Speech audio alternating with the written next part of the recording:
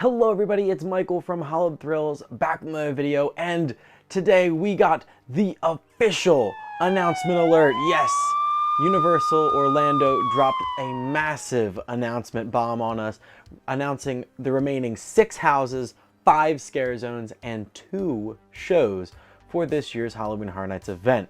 Now, today we'll be breaking down each location, each house, each scare zone, each show, and talking about everything about them that we know as of right now.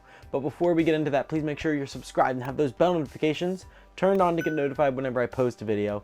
And also make sure you're following me on both Instagram and Twitter. The links for both of those are going to be down below in the description, so you can keep up to date on things like this before I make a video about them. Now let's get into these announcements. Starting with the houses, like I said, we had 6 houses announced yesterday, and all 6 of them were originals. So that means we have a 6-4 split this year for originals to IP, or 3-7 if you count Universal Monsters as an original property. So it's going to be an original heavy year this year. So let's start off in the front of the park with our first announcement from yesterday being Spirits of the Coven. This is going to be located over by the front of Minions, which was used, I believe, the last time at 27 for the American Horror Story. Then moving back to the Music Plaza, we have Hell Block Horror, which is another original, and we'll be talking about each of these in more detail after I name all of them and their locations. Then moving all the way back to that back corner by the Tribute Store, to the left we have Fiesta de Chupacabras, and to the right we have Dead Man's Pier, Winter's Wake. These two, super excited for them, but like I said, we'll talk more. Now moving back to our last 2 announcements for the houses, over by the Sprung Tents, which is Descendants of Destruction and Bugs Eaten Alive. So like I did say, we're going to be talking about them a little bit more. We did get a little bit of synopsis for each one, starting off with Spirits of the Coven. Guests will be invited to a lively 1920s speakeasy, but something sinister is brewing beneath in Spirits of the Coven. A coven of seemingly beautiful flapper witches will lure those who enter into a hidden brewing area. Once they've ensnared their victims, they'll reveal their haggish true form and turn guests into a witch's brew. They'll be cackling. Everyone else will be screaming. So that one, super straight to the point, 1920s witches, flapper witches. I'm super excited. I hope it's like, it kind of goes from like a 1920s like speakeasy party with a bunch of like beautiful women. It's going to be super cool and everything, and then they slowly, as the house goes on, transform into these haggardly witches that then take you into their little like coven and their little lair and pretty much try to turn you into a witch's brew. Super awesome. And since that has been announced that it is a 1920s themed speakeasy type house, it has shot up my hype list. But now let's move on to our next one, which is Bugs Eaten Alive. While touring a 1950s home of the future, guests will be swarmed by hordes of revolting insects after a pest control system failure unleashes them. Many-legged horrors, growing, mutating, and laying eggs in human hosts, will worm their way into the deepest fears. Those who dare enter will be dropping like flies in Bugs Eaten Alive. Yeah, this one is not my cup of tea. I do not like bugs. There's supposed to be spiders in this house. I do not like spiders. Spiders are probably my #1 fear, so this might be a one and done house for me, but we'll have to see. But this is not, I'm not excited for this one at all. But let's move on to the next one, which is Fiesta de Chupacabras. The mountains of Latin America are filled with many wonderful traditions. In one tiny village, they pay tribute to the legendary creature Chupacabras. With an annual fiesta in Fiesta de Chupacabras, there's more to the legend than meets the eye. And in this colorful village, the streets are lined with the crimson blood of visitors. Like I keep saying, every single speculation map that came out this year, Chupacabras was one of my most hyped houses, and this makes it sound even more interesting the fact that the village people are a part of it, that they're in on it, and they're not afraid of it. They're trying to use you as a sacrifice to the Chupacabra in this whole big fiesta. I'm super excited to see how this turns out. So our next one is Hellblock Horror. They too do time for their crimes. In Hellblock Horror, guests will have to survive visiting hours in a secret penitentiary that houses treacherous monsters and fiends of all kinds that are hell-bent on taking over and destroying the world. The interdimensional power core containing the inmates has failed, and the monsters are breaking out of their cells, allowing them to easily access the guests and the exits. This one was our replacement for Evil Dead, so I'm not expecting much, but at the same time, I feel like this one might surprise people, and I think that from what I'm seeing from this talks, and then from one of the Universal podcasts, this does sound like it is going to be the surprise house of the year, and I'm excited to see what it looks like when the time comes. Moving on, we have Dead Man's Pier, Winter's Wake. There's nothing charming about this ghostly New England fishing village. A phantom sea captain is summoning undead fishermen from their watery grave. A grisly crew with rotting, barnacle-encrusted bodies. Guests may have escaped their hooks in the Dead Man's Wharf Scarezone in 2016. Now they'd better batten down the hatches before they're reeled in and drug under in Dead Man's Pier, Winter's Wake. Yeah, that Dead Man's Wharf / Dead Man's Pier is back this year, and I'm interested to see, because it's Winter's Wake, it is winter themed, so it's supposed to be in a soundstage, and I'm excited to see them really use that cold, that snow effect. I just really want this to be a environment heavy house, and I'm like, it should be really cool to see all these characters back in a different setting. But our last house to talk about is Descendants of Destruction. Deep in the subway tunnels below an abandoned toxic city, mutated humans fight for survival in Descendants of Destruction. The deeper one goes, the darker their fate. In the fading light of the poisoned depths, hideous creatures who've long ago left their humanity behind prey on all who try to make their way through the darkness. Now, like I keep saying, all of these houses sound extremely interesting and have slowly started creeping up my hype list now that we actually have some details about them. It's going to be interesting to try to figure out what I am most hyped for with this year, but I can already tell you there's one that you already know I'm not excited for at all. But let's head on to the 5 scare zones that were announced. Starting off in the front at the Plaza of the Stars, we have Horrors of Halloween. Then moving on to New York, we have Sweet Revenge. And once again, like I said, I'll be talking about each of these in more detail after I explain where they're at. San Francisco has Conjure the Dark. The Central Park area has Scarecrow, Cursed Soil. And last but not least, in Hollywood, we have Graveyard Deadly Unrest. Now, like I did say, we did get some background information about all 5 of these scare zones, so let's talk about them, starting off with Horrors of Halloween. The Pumpkin Lord, the spirit of Halloween, has returned to take over this year's event, summoning hordes of fiendish creatures, including demons, ghosts, and witches. Terror has taken root. Now, it hasn't been confirmed, but this to me sounds like the Pumpkin Lord is our icon of the year, our unofficial icon of the year, which, yes, that is what I wanted. That is what I'm here for. Absolutely. Let's get that Pumpkin Lord in the streets. Rumors have it he's supposed to be up on a big stage on his pumpkin, talking to guests. It should be a really cool zone, and from what we're seeing so far from this zone, as it's being built every single day in the park, the pumpkins are back, and Lil Boo officially has his spot on the little area that they have there for him.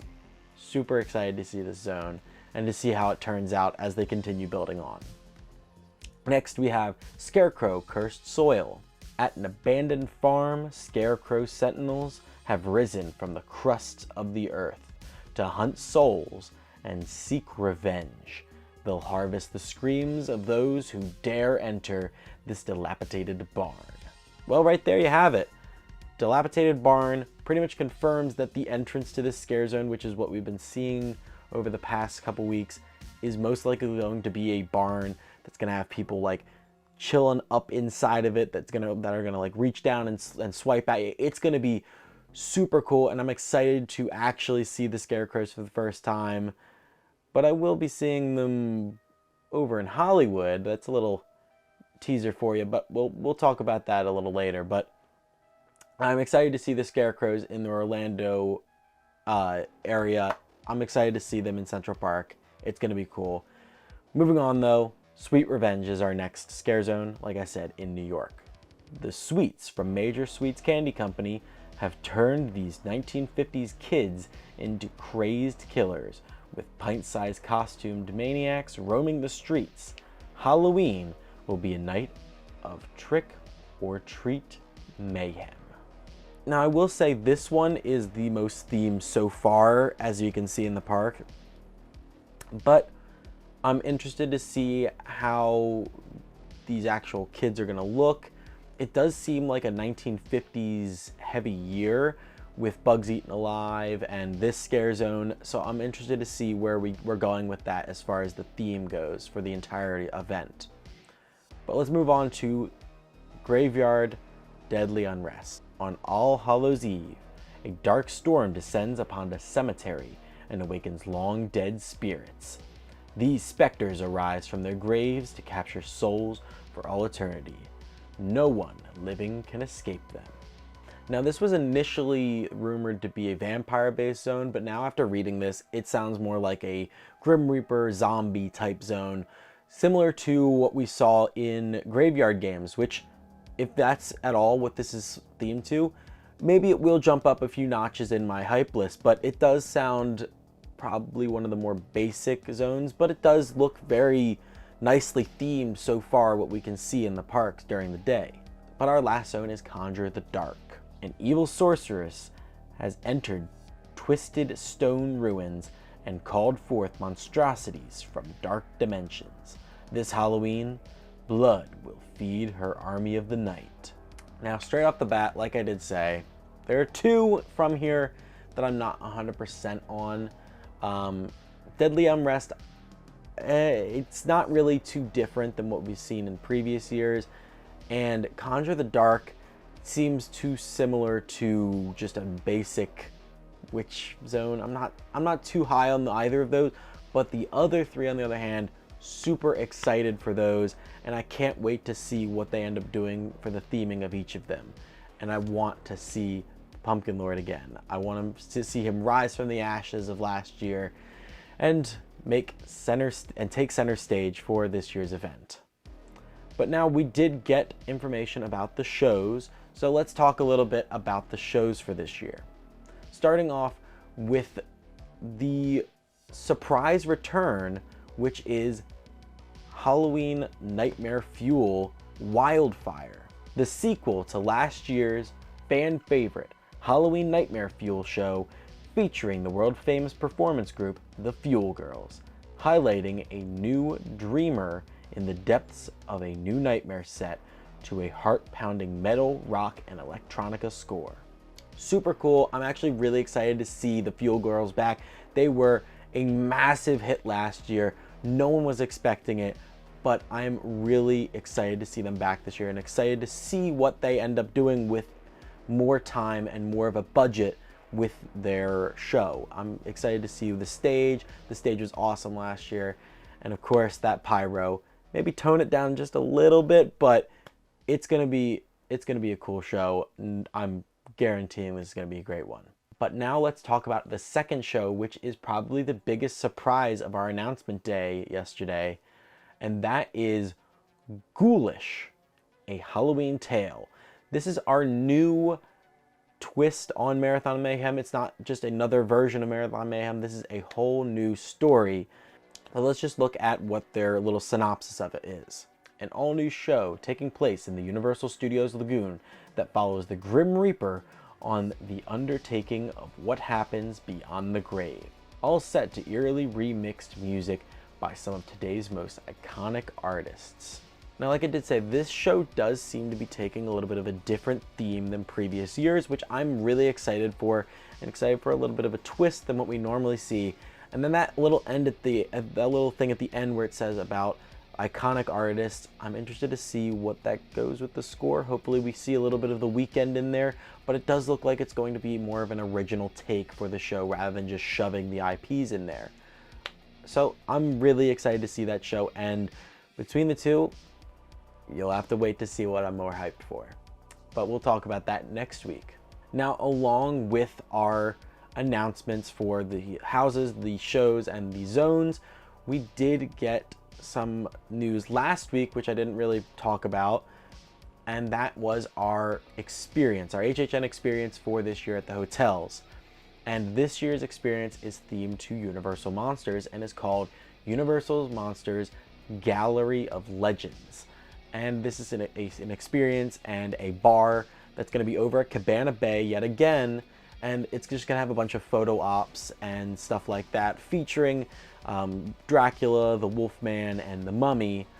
And since I'll be staying at Cabana Bay in October, I'm more than excited to see this year, because I didn't get to see the icon stuff last year since I wasn't staying on property, but this year I'm 100% making it happen. Now, our last little bit of announcements that were revealed yesterday was a little bit of information about the Tribute Store. So let's talk a little bit about the Tribute Store for this year. For the first time ever, the scares taking root in the streets of Universal Studios Florida will bleed into the theme of the Halloween Horror Nights Tribute Store, with a collection of incredibly detailed environments inspired by the iconic Halloween haunts featured throughout the event. Guests will shop the latest Halloween Horror Nights merchandise and treats as they venture through a pumpkin patch, cemetery, and witch's cottage, eventually making their way to the final room, an elaborate Halloween festival set in the same town as the store's neighboring Scarezone, Sweet Revenge. Now, that store sounds super cool, and I'm excited to see what it actually looks like when I get down there in October. Just in general, I know they do great jobs with those tribute stores, and it's gonna look amazing. And I'm excited to see how they make the zone bleed into the actual store. Maybe scare actors will be in there. I doubt it, because they do like to have their little small areas of breaks in the actual action, so you can at least be safe for a little bit. But we'll see. We'll see what happens and how they end up allowing the streets to bleed in there. It's gonna be interesting, nonetheless. All in all, I'm excited for everything this year.